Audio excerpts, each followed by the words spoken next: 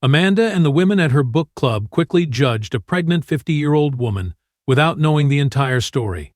It was only when they learned the true nature of her pregnancy that they regretted their actions. Amanda was in her 60s and was happily single. She never married, nor did she have any children. To keep herself busy, she hosts the weekly neighborhood book club in her house, where women who lived in the area would gather every Saturday. Amanda only ever got along with the people in her book club through the years. She loved order, so every time a neighbor's child would break a flower pot or dirty her side of the street, she would get angry. Because of this, the children were afraid of Amanda. They steered clear of her front yard and never offered her any baked goods and juices they sold every summer, which other neighbors happily supported. One day, Amanda went to the grocery store. There, she met Jane, a 50-year-old neighbor whom she hadn't spoken to. Jane was at one of the aisles, looking at junk food. "We shouldn't be eating that kind of junk now that we're older," Amanda told her. Jane politely smiled and told her that her household always had chips available at home for their guests. Amanda shook her head and told her which ones to buy. "Then at least go for the organic ones," she said, pointing at those she thought were better. Amanda always thought she knew best, and the entire neighborhood knew it. So instead of arguing with her to mind her own business, Jane thanked her for her suggestions. Coincidentally, Amanda and Jane met again at the checkout counter. There, Amanda decided to invite Jane to their book club.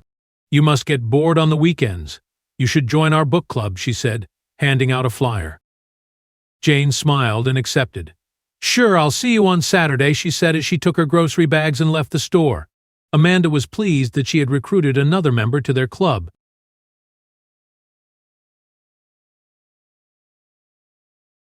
That weekend, Jane showed up. The routine at the book club would always be the same.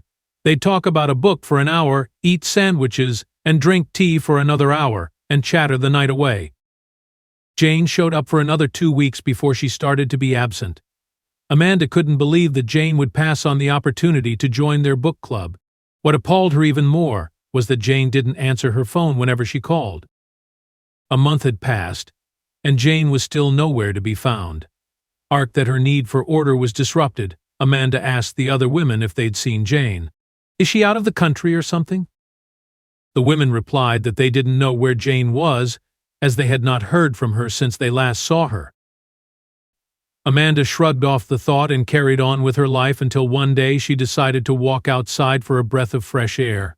She saw Jane walking down the street, caressing her round belly with her hand. The following day, Amanda couldn't wait to tell the book club members what she'd seen.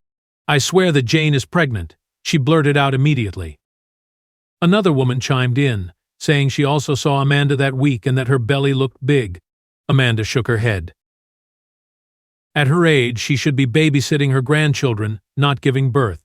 It's disgusting," Amanda said, judging Jane behind her back. "Tell me about it," another elderly woman said. "What's the baby going to call her? Grandma? Imagine going to parent-teacher conferences with gray hair while all the other moms are in their 30s. At that comment, the book club members laughed in agreement. "Who would want a child from her?" Amanda laughed mockingly. A couple of days later, Amanda saw Jane at the grocery store. She was standing near a food shelf caressing her round belly with her hand. Amanda rushed to Jane with a burning interest to learn the name of her baby's father. Before getting to her question, she decided to poke fun at Jane, who was looking at a shelf of peanuts. "You know, pregnant women shouldn't eat peanuts. It can cause allergies." Amanda scoffed as she got closer. Jane turned to her calmly. "I'm not allergic to peanuts, and my doctor told me I'm completely healthy. I do have the go signal to eat peanuts," she replied.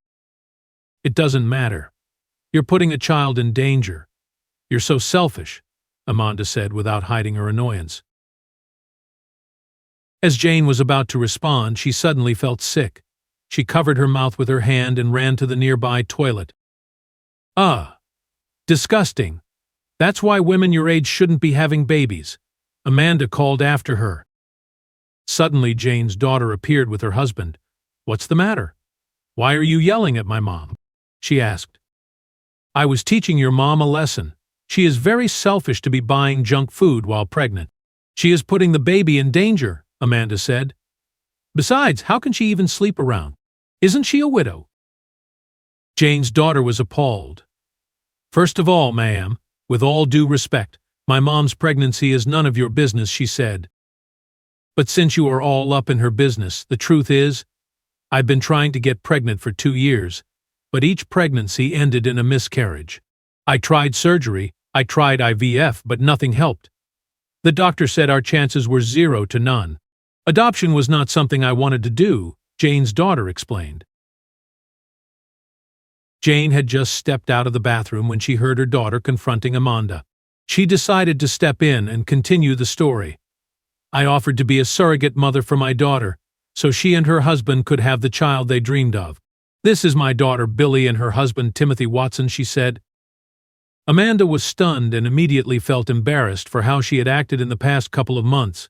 What stunned her even more was hearing Billy's husband's name.